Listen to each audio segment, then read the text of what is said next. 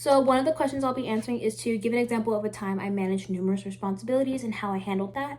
I was in undergrad, and my senior year I was a student, a worker at the cafeteria for part-time, and also I had just accepted a role as a secretary for one of the student organizations.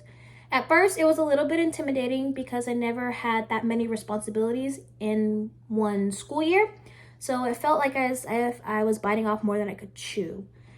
So what I ended up doing is I ended up getting a calendar, planning everything out from when I had classes, when I needed to study, when I had meetings, and when I had to work. And so it ended up working out pretty well. I was super grateful that my job had already created a schedule around my classes, so I didn't have to worry about that as much. But I ended up fulfilling all of my duties and responsibilities as a secretary, worker, and student, and I ended up even graduating with a 3.7 GPA. So the next question is to tell about a time when you worked under close supervision or extremely loose supervision. So I was working at a place in high school where you had to learn how to make pretzels from scratch.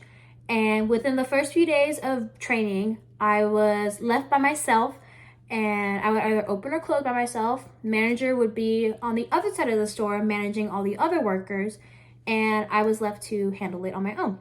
You have to learn very quickly how to manage your inventory, and I would get rushes a lot, and I would run out of products so quickly, and running between taking orders and making the food, I would have to go to the other side of the store and ask for help. So I learned how to make backups, make enough backups, especially of the most popular products that I would sell, and put them in the fridge so they stayed fresh. That way, when I got a rush, I would throw them in the oven quickly and send them out.